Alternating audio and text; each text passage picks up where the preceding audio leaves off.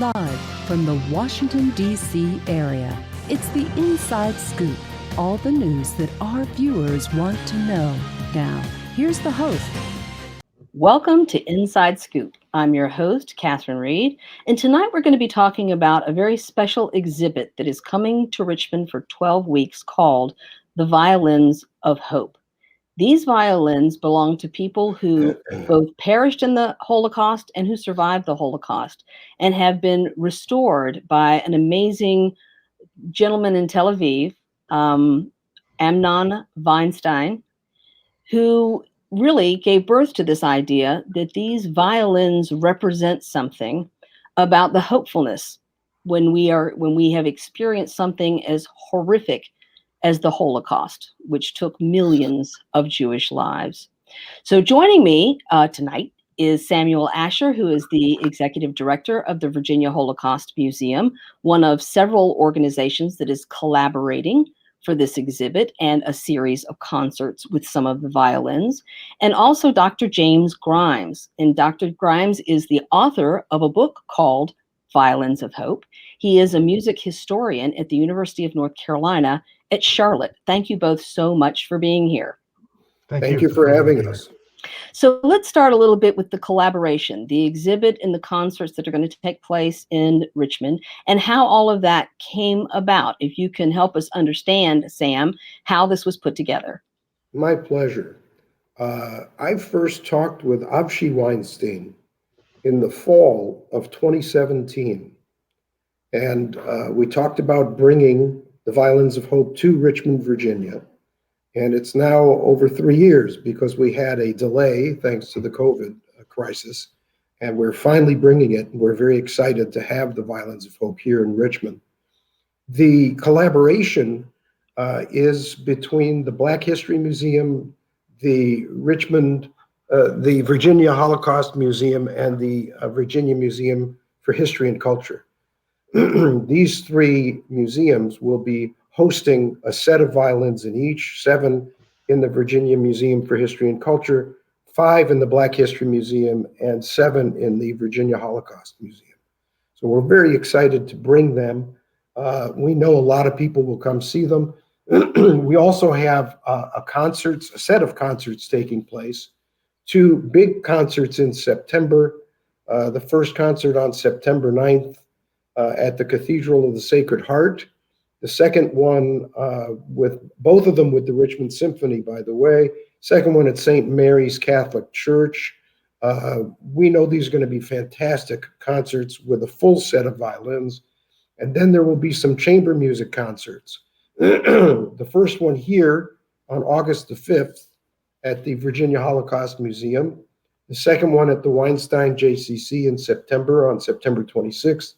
The third at the Virginia Arts Festival, co-sponsored with the Holocaust Commission, and it'll be in Tidewater in October. That's October 6th. On October 17th is the Beth Ahava congregation is hosting a concert. And then finally, Virginia Museum for History and Culture on October 24th.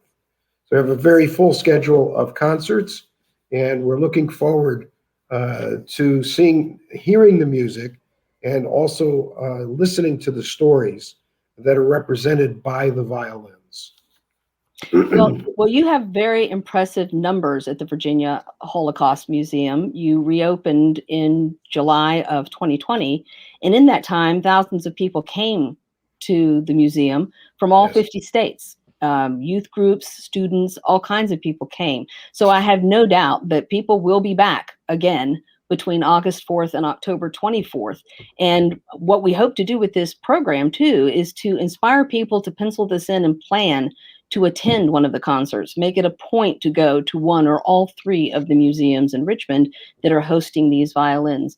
It's a once-in-a-lifetime kind of event. These violins have been in the United States, but not in the Mid-Atlantic up to this point. So, Dr. Grymes, you are a music historian. But it's very interesting because you yourself are not Jewish, how you came to track down Amnon in Tel Aviv and to discover, these violins of hope. And I'm kind of interested in who came up with that actual terminology, who came up with this idea of what these violins represented? That all came from Amnon Weinstein himself. He coined the title Violins of Hope. And the way I got to know Amnon was through my university, the University of North Carolina at Charlotte. We had the honor of bringing 18 of the violins to our city in 2012. And that was the first time they had been anywhere in the Western Hemisphere. And in the years leading up to that, I was not part of the team that was putting together those partnerships and the collaborations. But as a faculty member on that campus, as they would tell us, this is coming up, this is what this is, I really became inspired by the thought that music, which is something that I obviously love, I've dedicated my life and my career to it. It's also where I've met most of my friends, including my wife, through music. But that in certain circumstances, music could mean not just something of joy and benefit to me, but could actually make the difference between whether I lived or died, and could actually make the difference of whether I was able to protect my family. So in 2011, I took my first trip out to Israel and spent about a week in Amnon's workshop in Tel Aviv, getting to know him and his story and the stories of some of the violins. And it was during that trip that I became inspired to write the book, Violins of Hope.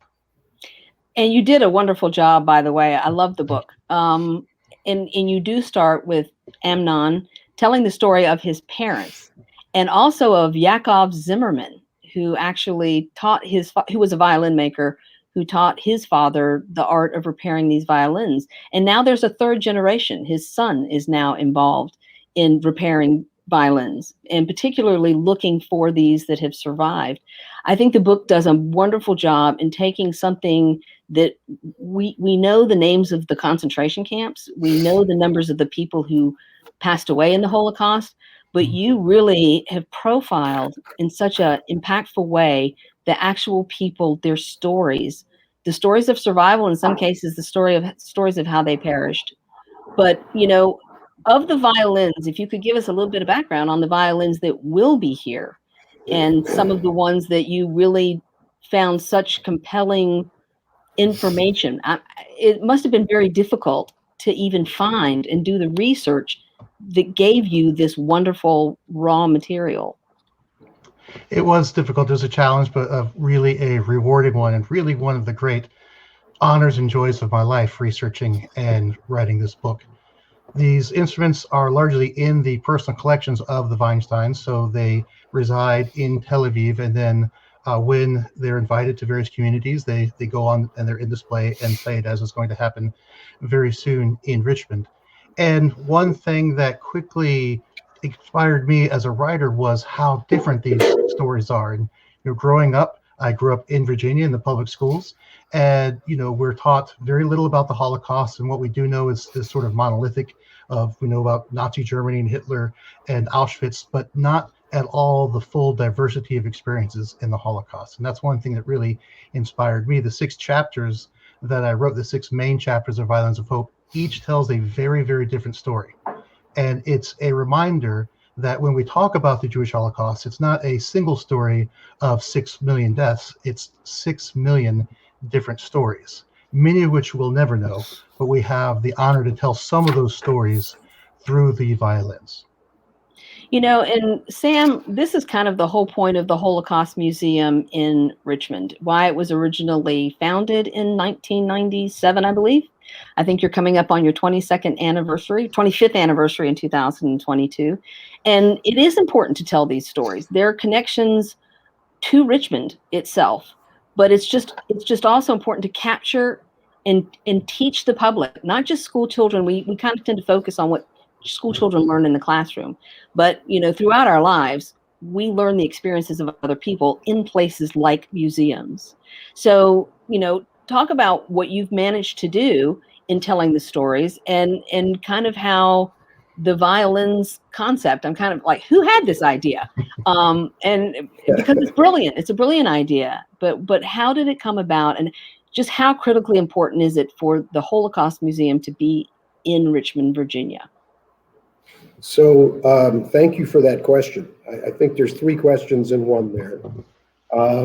It really is an amazing thing that in the state of Virginia, they decided to take a warehouse, a surplus warehouse on Tobacco Row, in Shockoe Bottom and create a Holocaust museum.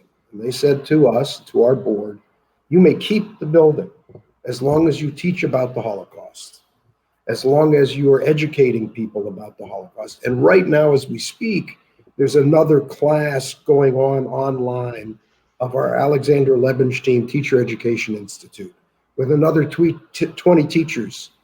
By the way, not even all from here. One of them is from overseas, but people can go online and take our classes. And we're always teaching teachers, because who do they teach? They teach the students, and that couldn't be more important for them to tell that story and get students here eventually on class trips to the museum. Amnon Weinstein was brilliant in coming up with the name Violins of Hope, because what do we need today? More than ever, we need hope. In today's atmosphere of political, cultural, ideological, and racial divisions, here in America, the mission of what we do at the Virginia Holocaust Museum couldn't be more important. And so as we preserve and document the history of the Holocaust, it's very important that we tell these individual stories about each of these violins. And that's the way we can explain to people what happened. It's a lot easier to explain the story of one person than it is to talk about 6 million. And so these violins are so, so important. I knew it'd be great to bring Violins of Hope to Richmond because we're a cultural mecca, because we believe in working together. Museums work together. There are 21 museums in this town.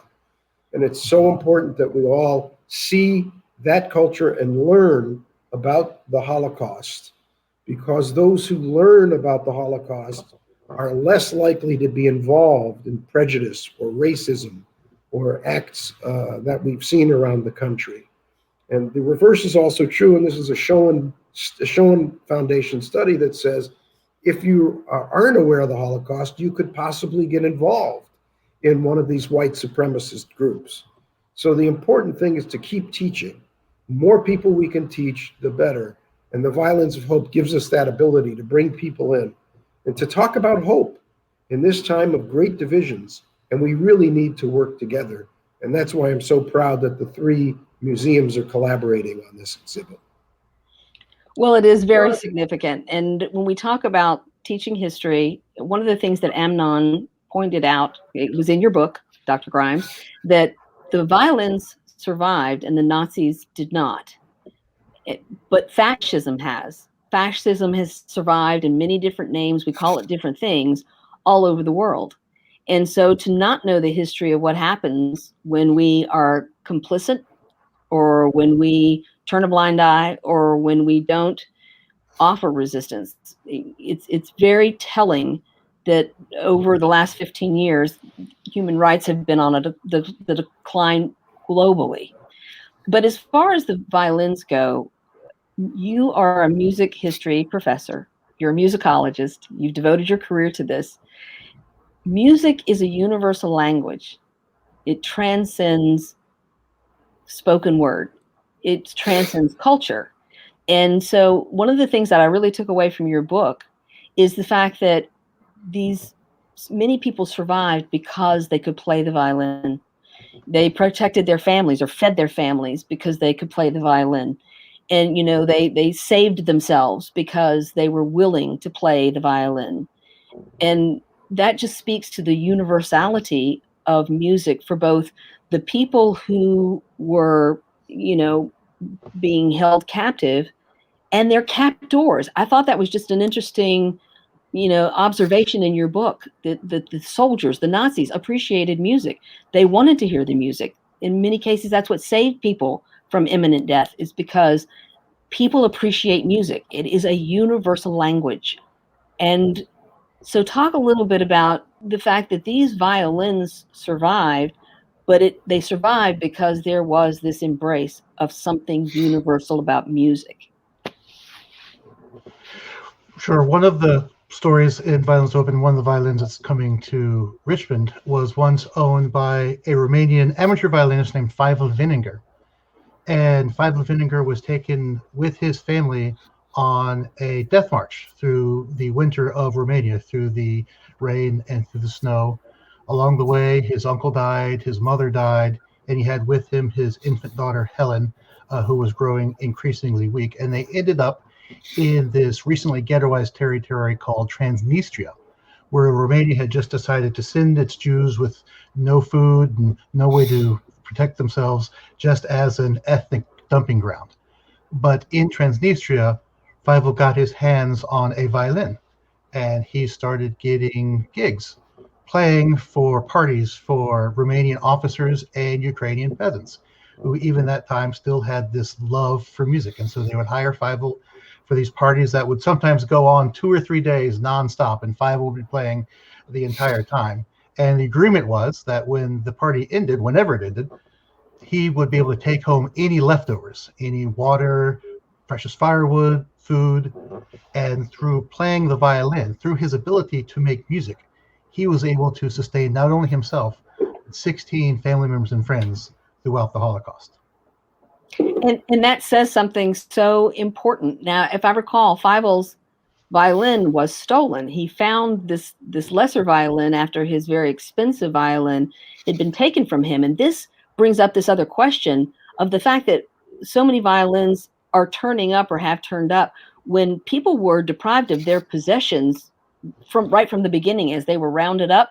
You know, one of the things about Auschwitz and also the Holocaust Museum in Washington, D.C., is seeing the piles and piles of shoes, which just undoes people. But in Auschwitz, we saw luggage, we saw eyeglasses, we saw so many things that people were just stripped of the minute they arrived. And so the fact, it's remarkable that somehow these violins managed to survive theft and destruction. Not only that, but the conditions under which they were played outside at the gates of Auschwitz for the people going out for work detail and coming in. You know, how extraordinary do you find this, that these things still manage to survive? It really is extraordinary, and it just shows you how close a connection people have with music and at times have with their instruments when they are, told to report by noon to the train station and you can only bring 110 kilograms of luggage. Many of them decided that of those precious belongings, they bring their instruments, specifically their violins. And going back to Fievel Vinegar, he kept that violin, the one he ended up with by the end of the Holocaust that he was able to buy in the ghetto through playing these gigs. He kept that with him for the rest of his life, and he called it simply Friend. And it was a member of their family. And as they made their way to Israel and he was raising young Helen, he would take out the violin regularly and would play for her. And he would tell her these stories of this friend who had saved his life and her life and her mother's life. And so it really was more than just an instrument. It really was a beloved member of the family. You know, and you talk in your acknowledgments about the generosity of those families, not only in bringing the instruments to Amnon, but also family photographs, because you wonder how photographs ever managed to survive when so much was destroyed. But people were very generous in allowing you to use the photographs, and people have been generous in bringing the violins. So I want to ask you, Sam, building a museum, you do kind of have to rely on the generosity of people to first of all, recognize what they have has historic significance, and then figure out what to do with it. Things that people find, diaries or photographs. Museums are kind of built by people willing to part with these things once they recognize that it has significance and value. Yes, we have many, many different artifacts in the museum. We have over 255 family files. We have over 200 videos of Holocaust survivors that you can go onto our vaholocaust.org website and just see the histories of many of these people. And it's really an amazing thing that we can do that. The history has to survive. We have a children's memorial that's going to be opened in August, which is just unbelievable that the Nazis chose to shoot children alongside their mothers and fathers. And they did this all throughout. Again, 1.5 million children were killed, which I'll never be able to understand. They wanted to end the Jewish people, and if they took the youngest generation, they thought they would kill us all. Well, we survived. But the whole story about the murder of innocent children is just unbelievable. That's one of the next exhibits that's going to open here in August. So we're always putting new programs in. We have to tell the story differently. We have a number of new exhibits that Jay hasn't even seen. So the next time he comes back, he can see them. Looking forward to it. Yes, and we're constantly building. So I'll take the opportunity. We're in the middle of a capital campaign, and it's for our 25 years, it's a $2.5 million capital campaign. We're redesigning the whole front end of the building. So when you walk into the building, it will be a completely different experience. So it's not only about telling the history, it's about making people feel comfortable coming in and sitting down, being able to get a cup of coffee, those kinds of things. We're working at that.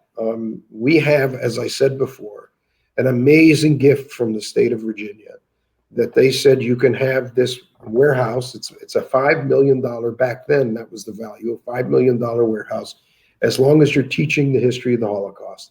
So we have a great challenge, and we can keep building and changing exhibits and making it an amazing gift to the state of Virginia and really to the 5-state region and beyond. And we're continuing to work on that. Well, you point something important out when you say that the museum is always evolving, and it will continue to evolve. History is dynamic in that, not that it's happening again, it's just that the lens through which we see and experience and engage with history changes. And a lot of that has to do with finding new sources, original sources that had not been found before, stories that had not been told before, changes our engagement with history.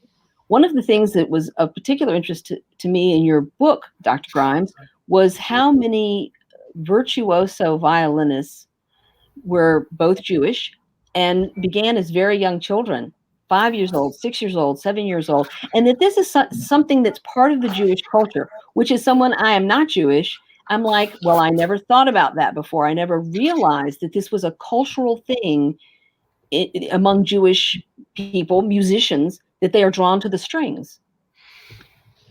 Yes, absolutely. And I'm not sure if I know of any other instrument that has that specific of an affinity with a particular culture, but the violin in Jewish culture is a very prominent instrument.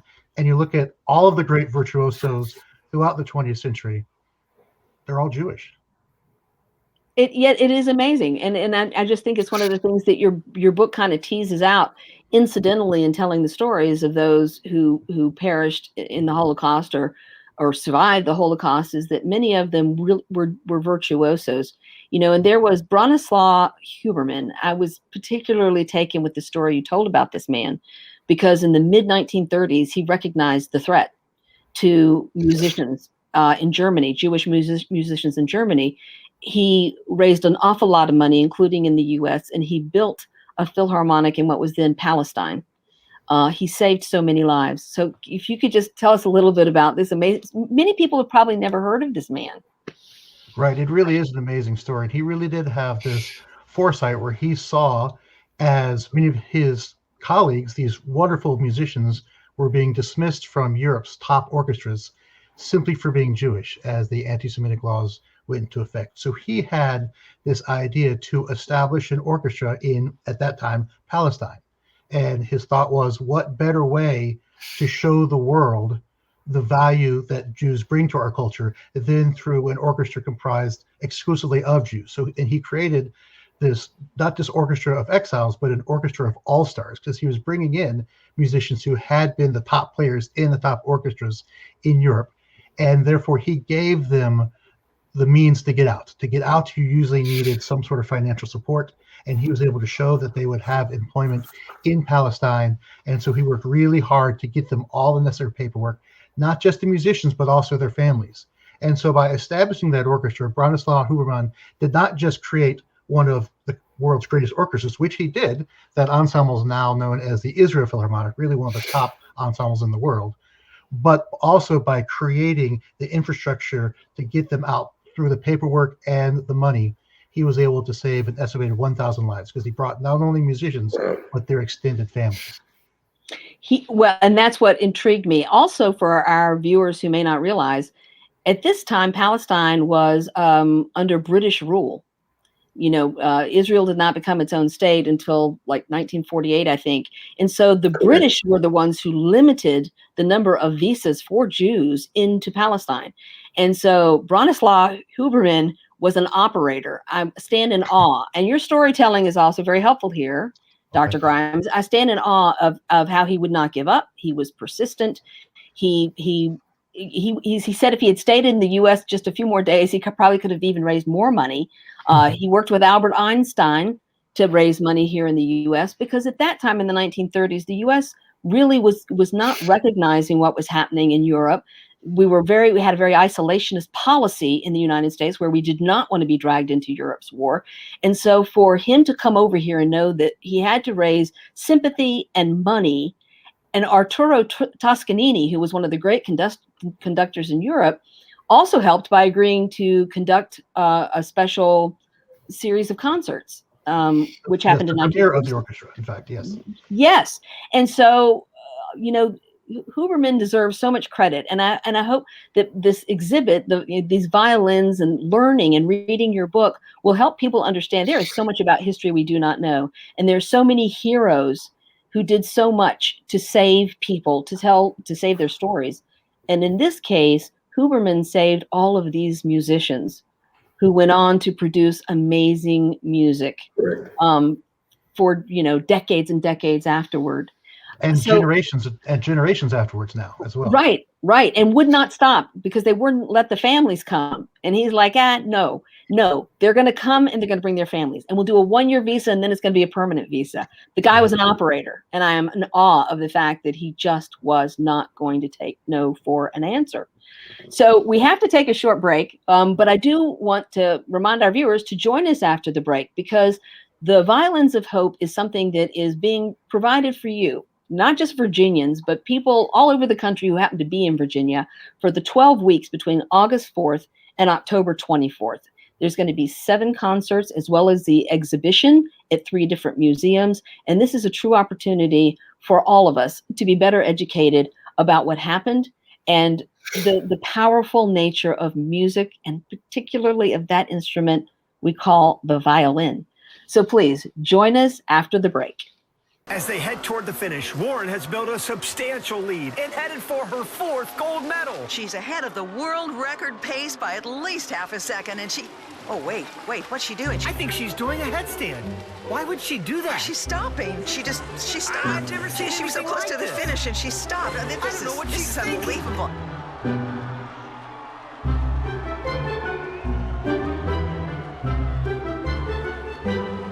Yeah, I've never...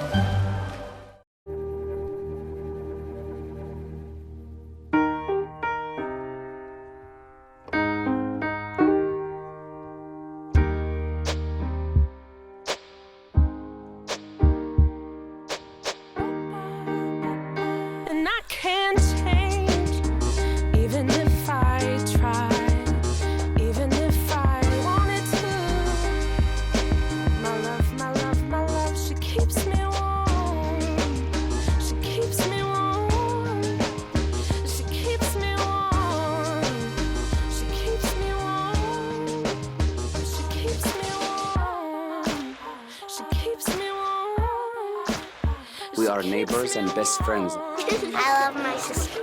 My heart doesn't see race. Love is love. Our family is no less than any other family.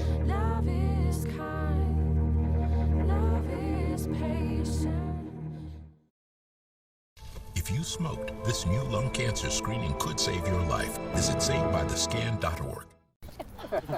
Maria, so how's work?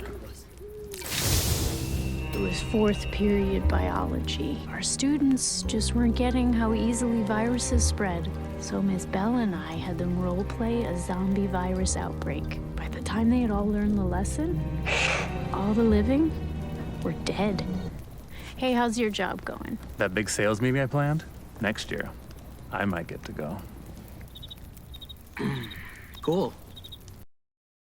Your blood pressure numbers could change your life. Talk to your doctor about creating a plan that works better for you. Start taking the right steps at manageyourbp.org.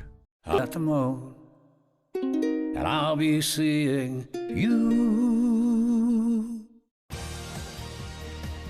We're back to the Inside Scoop. Here again, your host. Welcome back to Inside Scoop. I'm your host, Catherine Reed, and tonight we're talking about a very special exhibit that is coming to Richmond, Virginia called Violins of Hope. There's also a book by that name written by one of my guests, Dr. James Grymes, who is a music history professor at the University of North Carolina at Charlotte. Also joining me is Sam Asher, who is the executive director of the Virginia Holocaust Museum. And I appreciate your time so much, gentlemen, because this is just a subject I think so many people are going to find inspiration in. So Sam, let me just ask you, you mentioned that there are some other programs that are coming up that are sort of a related theme to this, exhibits and programs around music. Tell us a little bit about what we can expect in addition to the Violins of Hope. So there is a steering committee that's made up of about 25 professionals and volunteers in our community who are developing a series of programs. I'll give you an example. There's a program that will be held with author Kelly Brown, who's with the music department at Milligan University. And she'll be teaching a class on the sound of hope, music and solace, resistance and salvation during the Holocaust and World War II. That'll take place on September 14th between 6 and 7 p.m. So all of these things will be listed on violinsofhoperva.com. So go on to that website and you'll find all of the programs. There's also a program on the September the 22nd, which is called Facing History and Ourselves, Music, Memory, and Resistance. This will also be online from 4 to 5:30 p.m. It's a teacher workshop. So we're constantly developing more programs so that the community can benefit and learn and be involved with Violins of Hope. You bring up something interesting about the resistance, because one of the things that I found fascinating in your book, Dr. Grymes, was the story of Ernst Glosser, who was a Norwegian, and he and his wife escaped to Sweden, which was remained neutral throughout World War II, and yet they supported the resistance movement in Norway. They were called Boys in the Woods, and they actually went across the border and gave concerts and supported the resistance movement with their music. And I find this, it's just, first of all, it's such an interesting way to think of supporting a resistance movement, number one. But for anyone who has seen the PBS miniseries, The Atlantic Crossing, about the royal family in Norway and what happened, the special relationship that their queen had with FDR, he even mentioned Norway in a very significant speech at that time. But Norway did suffer greatly. And the fact that there was a resistance movement, I've just found that Ernst Glosser's story really resonated with me. Yeah, it really is an amazing story of someone who he was only able to escape Norway as a Jew himself through the music, and then he turned around and used his music as a way to support those who were fighting the Nazis. And again, you talked about the difficulty of researching this book. So many of the people that you write about are no longer with us. So many of their family members acknowledge that their fathers and mothers or relatives did not speak about what happened in the Holocaust. They didn't want to speak about what happened in the Holocaust. And so it's a great gift that these families are able to provide photographs and stories and the actual violins themselves. So, you have to have a favorite story, because and I'm sure you have no favorites among your children, except that you probably do have a favorite story about, how these violins turned up in Amnon's workshop. I do. I think the one that I associate with most closely, and of course we could never even imagine what it would have actually been like to be there, but is that story about Fivo Vinegar with his daughter Helen. And she was 9 months old at the time when they were sent on that death march. And so I was writing this chapter, and I was a new father myself, We just had our first child, and I couldn't help but just try to imagine what that would have been like as a father trying to protect one's young baby. And emotionally, it really hit home, because when I was writing this chapter about Fievel Vinegar and his 9-month-old daughter, Helen, I couldn't help but, of course, think about my own 9-month-old daughter, Helen, who had the same name. And so that was quite emotional for me. And as I mentioned before, they went to Israel, and as Helen was growing up, Fievel would play the violin for her. And as he got older, he developed arthritis that made it difficult for him to play. And by the time he was about to turn 90, he hadn't played his friend, as he called the instrument, in quite a while. And Helen went and visited him. He was in a home. And she said, the 90th birthday is coming up. This is a big one. What can I get for you? Let's do something really special. And he said, you know what I would like more than anything else? I would like to have my friend repaired. I know he's not in good shape. Maybe if we could get him repaired, I can play him. If only one more time, it would mean a lot to me to be able to play my friend again. And Helen was not a musician. She had a distinguished career in the IDF. But if you ask around in Israel, where should I go to get my violin repaired? There's really only one name that keeps coming back to you, and that's the Weinstein Workshop. And so she went to Amnon and brought him this instrument, but she didn't tell him the story behind it. And so she didn't really realize his awareness with the Violins of Hope project, and he wasn't aware that the special violin with this story was sitting on his workshop. He thought he was just repairing a generic violin. He called her that night after looking at the violin and said, this really wasn't a great violin to start off with, and I can tell it's in serious disrepair. I'm going to have to take it apart and do really extensive work on this. And to be honest, the work I'll have to do is more than the intrinsic worth of the instrument. You'd really be better off just buying a whole new instrument. And so that was what Helen decided to do. She went back to Fievel and said, Dad, I'm going to buy you a whole new instrument for your birthday. And Fievel just started crying. And he said, no, you don't understand. This is not just about playing the violin again. It's about playing my violin again. My friend, please, isn't there something you can do? And Helen understood her faux pas. So she went back to Amnon and this time told him the story. And he said, you know what? This changes everything, whole new ball game. I'm going to fix this instrument up better than new, no charge. And I did not have the chance to meet Fievel when I started this project. He'd already passed away. But Helen had the foresight to bring her camera with her as she reunited Fievel with his friend.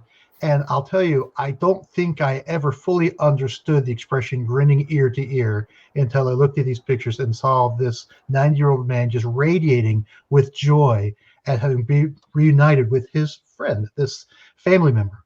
And his arthritis was too advanced for him to really play again. But from that day until the day he passed away, every day at least once, he would take his friend out of his case and he would hold it in his arms and cry these tears of gratitude for this friend who had saved him and his family. That is just, it is impactful. The violin did save him and his family and his daughter. And the story is quite remarkable. There are so many stories in your book that are quite remarkable, including the fact that when Amnon takes apart some of these violins, he finds black dust in them, or he can tell from the tops of the violin that they were played in rain or snow. And so he knows that these were the violins that were played in concentration camps by camp orchestras. And give us just a little bit of background on camp orchestras, because up until your book, I didn't know that such things existed. Right. When I was so surprised to me as well. And as I travel across the country talking about the Violins of Hope, that's one thing that also surprises a lot of people. This idea that orchestras existed in most of the camps throughout the Nazi camp complex. It seems incongruous. These places that we associate with such despair having an ensemble that we associate with such great beauty, those two shouldn't be. But it turns out that in many of the camps, including Auschwitz, there are several orchestras. Auschwitz, this larger complex that we collectively refer to as Auschwitz, had a large orchestra of 80 to 100 members in the main camp. It had an orchestra in the men's camp of Birkenau, an ensemble in the women's camp of Birkenau, and other ensembles throughout the smaller subcamps. These orchestras, their primary function was to play at the camp gates as their fellow prisoners were marched out of camp every morning on their way to work detail. They'd play these schmaltzy German marches to help the prisoners stay in step, to instill what the Germans referred to as marching discipline. And so they were forced to play. These were prisoners as part of their labor. But very often, after the last of the prisoners marched out, they would pack up their instruments and they too would go out for work detail. But by playing in the orchestras, they were the last ones out and the first ones back at the end of the day to reset up the orchestra. And so those small advantages allowed them to survive. Not all of them survived, but they did survive in slightly larger numbers than the general prisoner population because of their ability to play music. And sometimes the camp administration would have the orchestra play concerts for them on Sundays. For these Nazi high-ranking officers, it gave them a sense of pride. They thought of themselves as sort of these old Prussian landowners that had their estate, and here's my orchestra, and they'd invite dignitaries to hear their orchestra perform. Sometimes the ensembles would perform at the train stop at Auschwitz, and many survivors recall, they had no idea where they were going. Now, of course, historically looking back, it seems like a fait accompli, but at the time they were simply told, get on this train with your 110 kilograms of luggage, and their only way they would survive the next hour is to get on that train. And they'd be put on these cattle cars, packed in, no ventilation, no food, no water, no restroom facilities for days. And then the doors would swing open, and several survivors remember what they saw was a beautifully manicured lawn and an orchestra playing. And so they looked at each other and said, how bad can this place be? We've arrived, and now finally we're going to be okay. But it was all a lie. The Nazis used music to tell a lie, to placate the Jews and calm them down. So when they organized them in the two lines, one to the left, one to the right, deciding who was going to be selected for labor detail and who was going to be sent directly to the gas chambers. So we spoke earlier about the children. And so the children, the elderly, the sick, the pregnant were sent immediately to their deaths. But that music was playing, and it allowed that lie to occur peacefully. So people in the camps had kind of complicated feelings about all of this. So especially, I think in your book, you talked about playing in an infirmary and how people resented that. Like, don't try to placate me by playing music as I die. And also among the musicians themselves, one who said, why should we play for the people who are going to murder us? And the musician said, I don't play for them. I play for me. Right. Very Absolutely. complicated.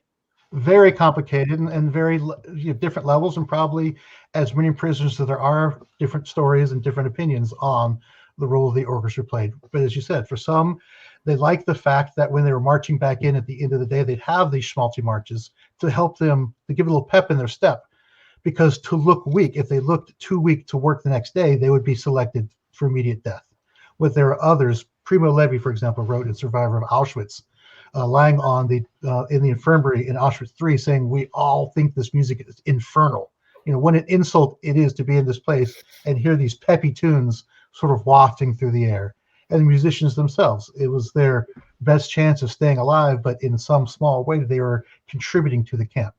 And so after the Holocaust, some of them did go on to have very distinguished careers in music, but others never wanted to play their music again. Music has a very close relationship to memory in the human brain. And so when they'd hear music, it would bring them back to Auschwitz.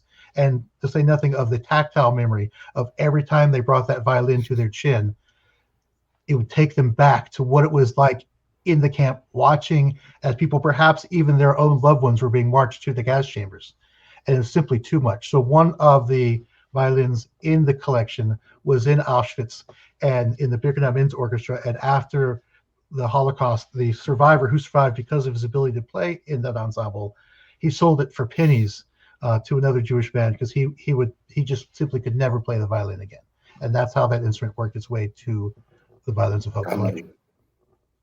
And it's to the credit of those who recognize not just the value of a beautiful instrument, but the fact that it is significant in telling a particular story. And these stories are so relatable. Memories, music are triggers. You pointed out, it triggers things both pleasant and unpleasant. All of us can look at the playlist of our life. I know that when certain songs come on the radio, you have feelings about it. And I think that's probably true for the people who are in the camps. the music itself, but also what the music was. And some of these musicians, also their life depended on being able to learn things like Ukrainian folk songs that they'd never heard. And I think that goes back again to Fievel, who is like, can you play Ukrainian folk songs? Well, sure I can. Can you hum a few bars? And but he did, and he survived because of that. And so I think music is very triggering all the way around. So Sam, so in the exhibit that you have at the Holocaust Museum, people are going to be able to see the violins, but is there a multimedia aspect to this exhibit? Well, what's going to happen is the customers or our visitors are going to come in and they'll have a choice of seeing the whole museum or just going to where the Violins of Hope are. Each violin, all 7 of them, will be on a pedestal with a glass case covering them. And there will be a history behind each. So yes, on the wall, there will be a vinyl behind each of the violins telling the story of the violin so that they can get some of that background.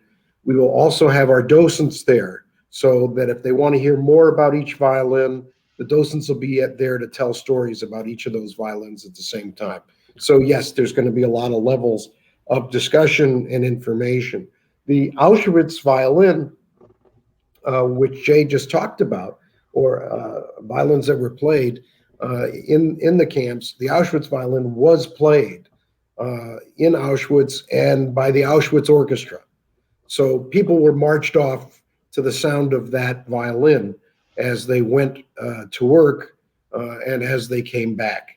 And that's another diabolical thing that the Nazis did to confound everybody by having music in the camps. It's just an unbelievable story. And so many of these stories, you're getting off a train ride of God knows how many days, and they're playing music. Oh, gee, it must be okay. Well, it really wasn't okay, but they were trying to convince them that it was okay. So these stories are all there. And it's part of the diabolical story of the Nazis and what they did. I'm glad that there's going to be docents there. I think a lot of people, can read something, you have a lot of questions. I know my husband personally is always the question asker in any group. He asks a lot of questions, which is good because afterward people are like, I'm so glad you asked those questions, because sometimes people don't want to be the person who asks the questions, even if they're curious. So the violins themselves, people can identify a violin, but depending on where the violin was made, whether it was German or Italian, one of the things that I think the book pulls, there's a thread about the Stars of David that are in some of these violins. Some of them have many, like 5 of them. And Yakov Zimmerman, who was a violin maker, is also noted, I believe, for putting Stars of David into his violins. Can you? Yes, there's a violin in the Violins of Hope collection by Yakov Zimmerman with 5 Stars of David, 4 on the top of the instrument, and then a very beautiful inlaid one on the back of the instrument. And so this was kind of marketing in a way, right? Because I think in your book you say when you have Stars of David on your violin, you hope to get more weddings and bar mitzvahs and like. Right. And the Yakov Zimmerman instrument itself will be here at the Virginia Holocaust Museum as part of our exhibit.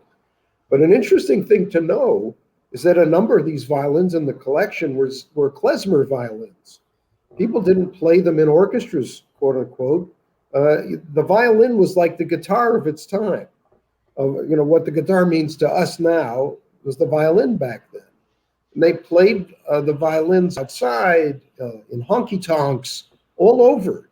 And the violin music was really predominant. And so these violins weren't always intended to be used in an orchestra. They were used by teachers, students, and people just trying to, play music on the street, so to speak. And all of those stories are incorporated into this. So you'll see even here in our permanent exhibit, there was an orchestra in many of the different ghettos, because they were trying to make life like it was back at home. And for the number of years they were in a ghetto and they were starving and they had diseases and never had any opportunities to do very much, but they tried to play their instruments. They tried to play violins and kind of imagine what it was back in the old days. So the violin plays an amazing role in all of this. You're right. And I think, when you talk about the fact that not every violin was meant for an orchestra and not every violinist in this context was somebody who was classically trained, I think for many Americans, certainly, their idea when they think about the violin and the Jewish faith is Fiddler on the Roof. Literally, Fiddler on the Roof is what a lot of people know about the Jewish culture. And yet the fiddle figures in prominently in that story. There also something about violin cases. And I'm hoping that Dr. Grymes will tell us just a little bit about the ingenious way that a violin case was used to bring about the demise of many German officers all at once. Because that's a great story. This is the story of a young 13-year-old partisan named Walter Schlein who infiltrated a soldiers club that the Germans had commandeered in Ukraine. And he got himself a job entertaining the Germans, who assumed he was not a Jewish boy, but a young ethnic Ukrainian. And they really adopted him and loved him. The local commandant went so far as to have a little German uniform and cap tailored for young Motörhead. And so here's this 13-year-old boy who had been footsteps away from his home when the Nazis had come and murdered his parents and his little sister. And every day he'd put on his little German uniform and cap and go and entertain the Germans. He would take their requests and play for them. He would laugh at their jokes. But the entire time he was secretly eavesdropping on their conversations. He was a spy. He also at one point discovered a crack along the wall in the basement of that soldiers club. And he hatched a plot to fill that crack with explosives and blow up the building. And so he would play all day for his shift. After the dinner shift, he would go downstairs to the basement where the kitchen was, have a free dinner, and then sneak down to the storage room, take the violin out of its case and put it in an empty barrel, and then walk out of the building with an empty violin case. And the next morning when he returned for the lunch shift, he'd have that violin in his hand, only now with a few pounds of explosives hidden inside. And he'd go into that storeroom and pack up that crack, and when the time was right, he blew up the building. Which is an amazing story, a true story, and is an example of how it doesn't matter what age you are, everybody can do something. And this goes back to the resistance as well. There are so many stories of the ways, the decisions that people made, the small decisions, the things, the risks they took to save other people, not just to save themselves, but to save other people. And that is probably the story that resonates with a lot of people because he was so young and he managed to survive and he managed to help the resistance movement in the Ukraine as well. So going back full circle, let's talk just a little bit about the concerts. Tell us again, Sam, where people can see these concerts if they're not all in Richmond. So, and again, I want to make certain people know that there is a website, violinsofhoperva.com, where there will be lots of information for you to find out about the concerts. But these violins will be played. Some of these violins will be played. Correct. The big concert is at the Cathedral of the Sacred Heart on the 9th of September here in Richmond. Go online and you can get your tickets for that concert. Also on September 10th is another concert. Again, all of these things are online, so you can look them up. The first concert will be here at the museum on the 5th of August, which is a wonderful thing for us to kick it off. It's a chamber music concert, but we're hoping to have a good attendance. And after that, there's a whole list of different concerts that are taking place, one even at Virginia Beach. And I'm assuming that you've got capacity as long as people get their tickets early. I think a lot of people post-pandemic are not realizing that you can't just show up places or wait till the last minute. Right. We have a sign-up program so that you can get your ticket, and that's the reason for the tickets, to make sure you have a place. Yeah, I think people need to do a lot more pre-planning than they probably did in their previous life. I'd like to also point out that you, Dr. Grymes, have a website, jamesagrymes.com as well. And there's information about your book. There's also some YouTube videos where you've done presentations about different segments of your book, which I thought was really very helpful.